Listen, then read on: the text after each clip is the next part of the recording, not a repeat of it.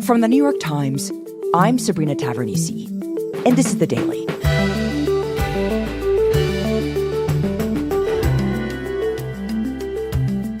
A puzzling new pattern has taken hold on American roads. Pedestrian traffic deaths, which had been on the decline for years, have skyrocketed.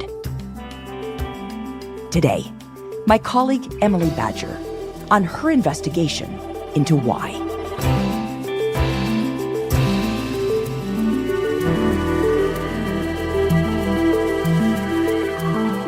It's Thursday, January 4th.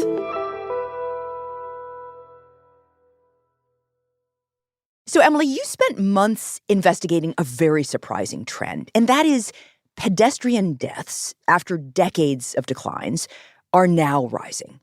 So we wanted to talk to you about that investigation and really look closely at this question of why.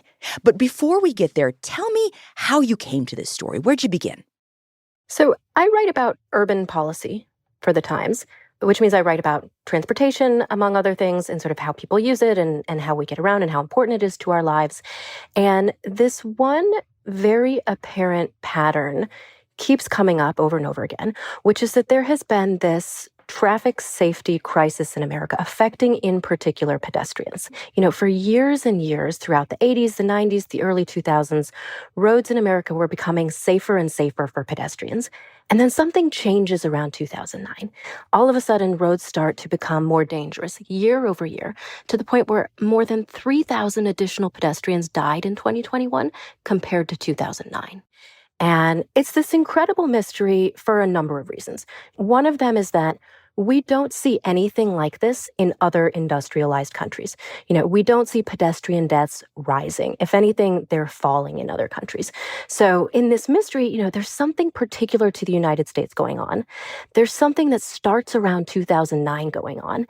And figuring out exactly what that is not incredibly obvious. Even transportation researchers and regulators and engineers don't entirely know what's going on here. So, Emily, what did you do? How did you try to solve this mystery in your reporting?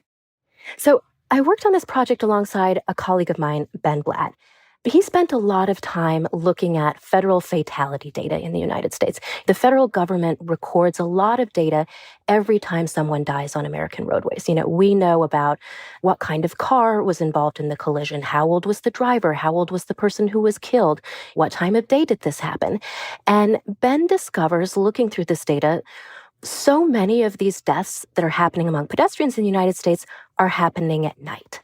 And in fact, the vast, vast majority of the rise in pedestrian fatalities in America that starts around 2009 is occurring when it's dark out, after sunset. So you're saying the overall increase is entirely because of these nighttime deaths. That is what's driving the change.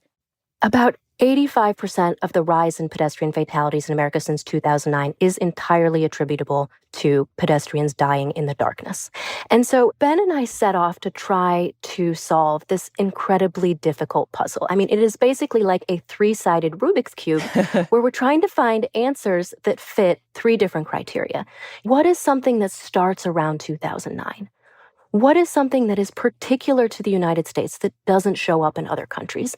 And what is something that would explain effects that are worse at night than during the daytime? Okay, so let's dig into that. What did you start to find? So Ben and I go out and we start collecting lots of very different theories about what could be contributing to this problem. And let's start with maybe the most obvious one, smartphones. This timeline lines up fairly well with the rise of the smartphone in America. Right. Apple introduces the iPhone in 2007. It very rapidly becomes ubiquitous. And smartphones introduce new kinds of distraction into cars.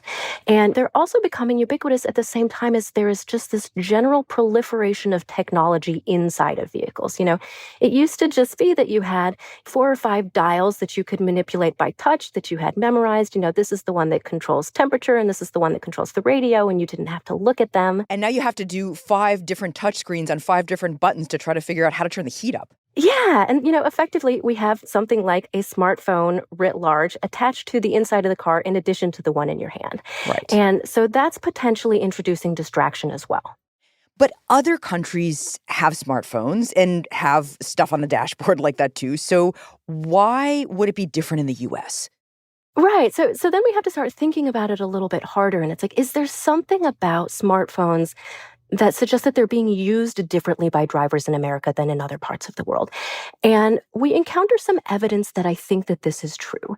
And this appears in some data that tracks how drivers actually use their phones, whether or not they're picking them up, touching them, tapping them, moving around while they're in moving cars. And it appears that American drivers are doing this more than they are in other countries. But there's also sort of one other factor, and this is probably my favorite thing that I learned in the course of reporting on this, which is that if you think about the kinds of cars that we drive in America, overwhelmingly, almost all of us drive automatic transmission vehicles. Mhm. And these are cars that require kind of one hand to drive on the steering wheel, and the second hand, for much of your time, many people can do other things with it, including Right. picking up a smartphone. But Yes. this is not true in many peer countries that we would compare the United States to. In Interesting. most of Europe, manual transmissions are far, far, far more common. And a manual transmission vehicle is a vehicle that takes two hands to drive. So even if there weren't cultural differences and expectations around whether or not it's okay to use your smartphone while you're driving, you literally cannot use your smartphone while you're driving as much in many parts of the world where everyone is driving a stick shift. Right, because physically it's pretty difficult. Yeah, and just to put this in perspective, the share of cars sold in America this year that have a stick shift Mhm. is about 1%. Wow. The share of cars on the road in Europe that have a stick shift is 70 to 75%. So the Wow. vast majority of cars on the road in Europe are stick shifts. The vast majority of them in America are not. Interesting. Okay, so that's a big and very compelling theory. But what about the nighttime question, though, Emily? I mean, do most people use their phones distractedly when they're behind the wheel actually at night? Yeah, so this is another part of the puzzle that we have to think a little bit harder about. It's not like people are only using them once the sun sets, but we have a reason to think that people use them more in the nighttime. And, we came across some data from a company that actually tracks how people are touching and manipulating their phones while they're driving. Mhm. And their data suggests that distracted driving is most common in the evening time. And Interesting. Why? I think that's sort of consistent with the idea that, you get off of work and now is when you're coordinating with your significant other about who's going to pick up the kids or go to the Mm. grocery store or with your friends who you're making plans to meet at a bar. There's Mhm. sort of social activity and coordination and communication. And another theory that someone gave me was that this is also when a lot of people, particularly in the United States, are responding to after hours work messages. We Ah, have this kind yes. of uniquely American, always on work culture that says that, like, when your workday ends, you're still responsible for paying attention to work and responding to things. And this is a small thing. I don't want to suggest that, like, this is the overarching thing that explains all of this, but it's a small cultural thing that is different in the United States from other countries that we would compare ourselves to. Right. Okay, so phone use checks a lot of these boxes, right? America's different in this way. There's a nighttime reason for it, and it coincides with the year that the trend really took off, 2009. What else did you find in your quest to solve this mystery? So I think another big obvious thing that happens over the same time period is that American cars are getting bigger. And these bigger cars have higher hoods. And a higher hood smashes into a pedestrian not at the legs, but at the chest, at the torso, at the head, Mm. in these more deadly pain points. Mhm. And it's also the case that bigger, heavier cars brake slower. So if someone driving one of these cars sees a pedestrian getting ready to cross the street and they hit the brakes, that car may still collide with that pedestrian. And researchers will tell you that a large part of the reason why the overall fatality rates in the United States are so much higher than they are in other countries has to do, among other things, with the fact that the vehicles that we drive here are so big. But I guess I sort of thought, Emily, that American cars had always been big. I mean, I remember going to Europe for the first time and thinking all the cars there looked like little sneakers or skateboards or something, that American cars were so much bigger forever. Yeah, so if we come back to our three-sided Rubik's Cube, this is one element where cars getting bigger doesn't quite fit our puzzle. It's part of the picture, but it's probably not the central most important theory involved here because this is not something that starts in 2009. I mean, Americans were driving SUVs back in the 90s. Right. And it's also clear to us when we look at this federal fatality data, smaller cars, sedans, they are killing more pedestrians today than they did 15 years ago. So it's not just that there are fewer smaller cars, even smaller cars are killing more pedestrians now than they used to.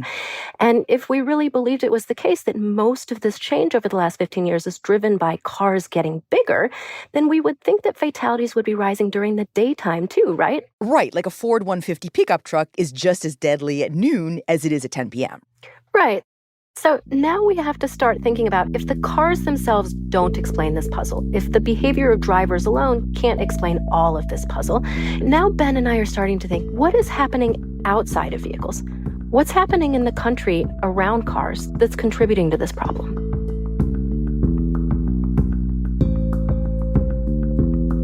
We'll be right back.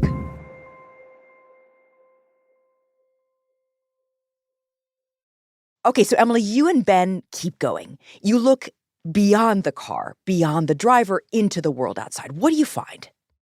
Yeah, so there may be other things happening in the country over this time that would mean that more pedestrians are in situations where they might be exposed to a deadly crash. So these are the sort of exposure theories. Okay, so explain that and give me an example. Yeah, so one theory points to this kind of broader demographic trend. Americans have been moving toward Sunbelt parts of the country, toward warmer parts of the country, metropolitan areas in Texas, in Florida. And these are places that happen to have historically very bad pedestrian safety records. And why is that? So these are parts of the country that developed much more recently than New York City, Philadelphia, Chicago. They developed in the auto age after cars became ubiquitous, and they're fundamentally built around cars. They don't have strong transit networks. They don't have a lot of pedestrian infrastructure.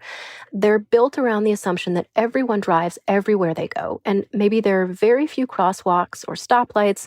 There are a lot of high-speed arterial roads. These are these really wide, high-speed roads that still occasionally have stoplights in the middle of them. And these are the kind of place where if you're a pedestrian and you want to cross the street, maybe you have to walk half a mile up the road to be able to do that. That type of development is extremely common in these parts of the country where people have increasingly been moving. Okay, so in other words, exposure to danger is higher in a place that's built around the car, not the walking person. And as more people move to places like this, and the Sun Belt is one of those places, then more people are actually exposed to that danger.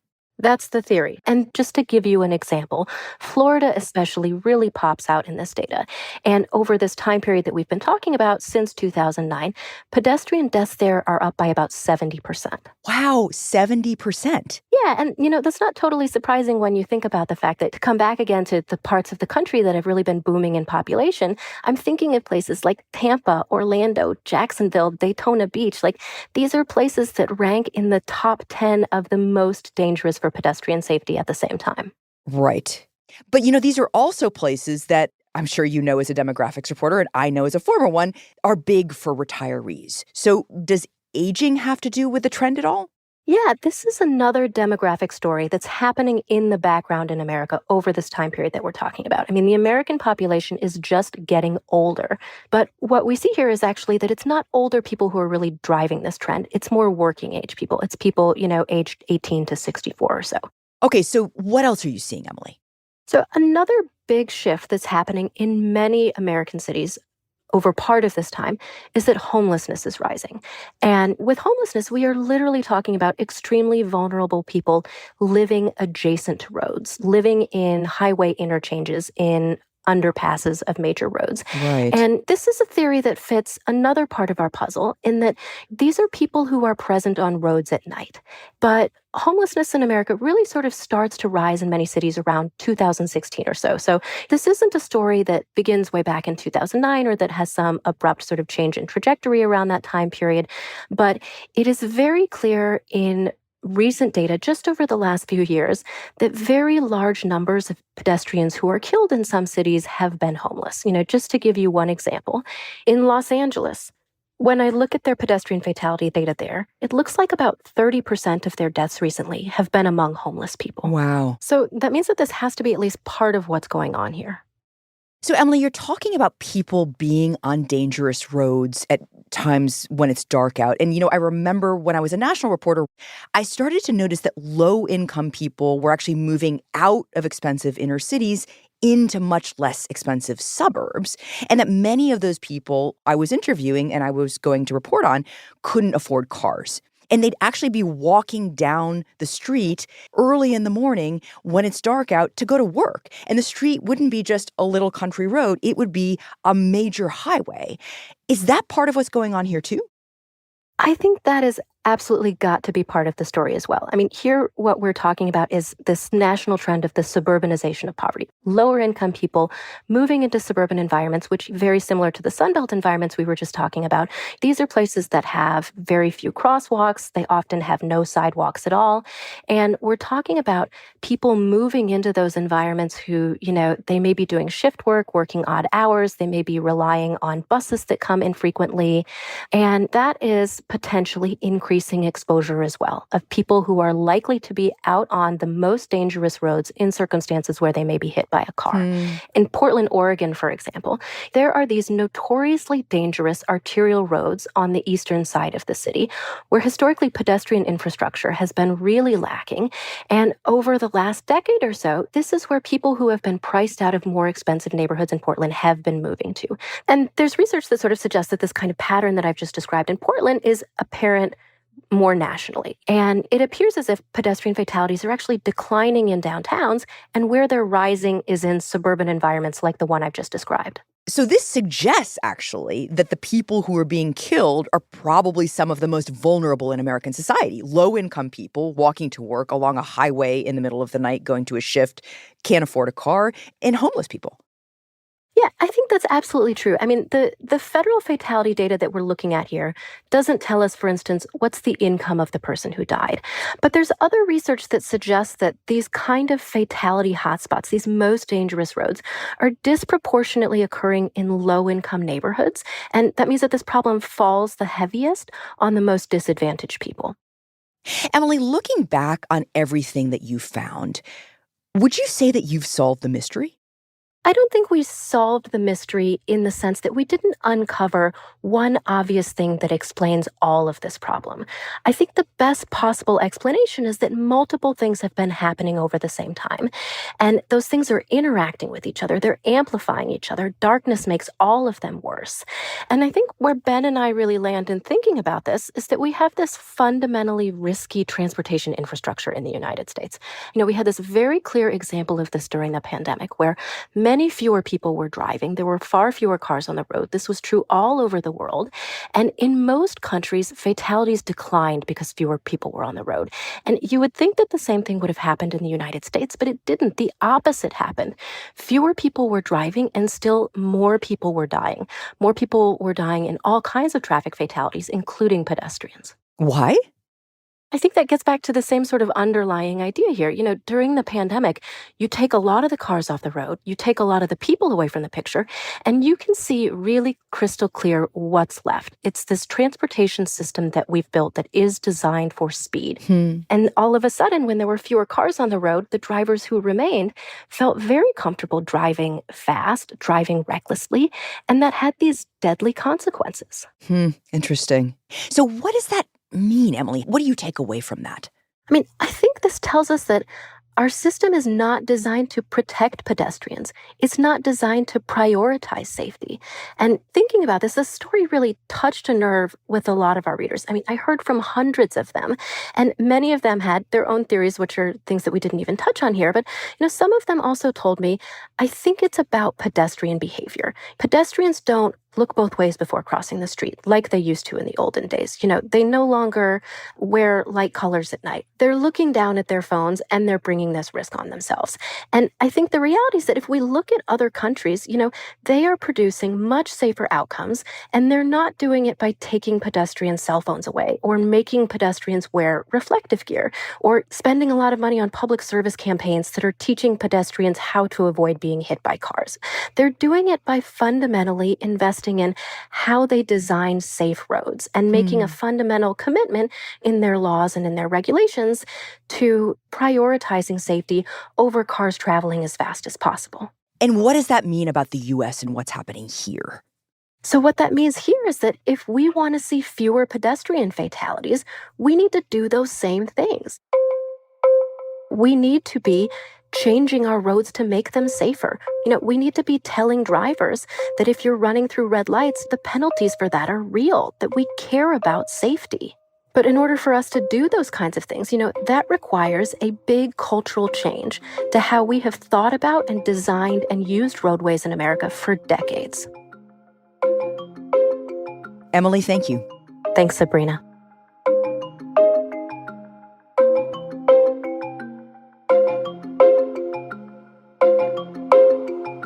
We'll be right back. Here's what else you should know today. On Wednesday, more than 100 people died in Iran in a pair of explosions near the tomb of Qasem Soleimani, Iran's former security chief. The blasts, which left hundreds more wounded, happened on the 4-year anniversary of Soleimani's death in an American drone strike. Iran's supreme leader, Ayatollah Ali Khamenei, issued a statement blaming the attack on Iran's, quote, malicious and criminal enemies, but stopped short of naming any group or country. Today's episode was produced by Mooj Zaidi and Claire Tennisketter. It was edited by John Ketchum, contains original music by Diane Wong, and was engineered by Alyssa Moxley. Our theme music is by Jim Runberg and Ben Landsverk of Wonderly.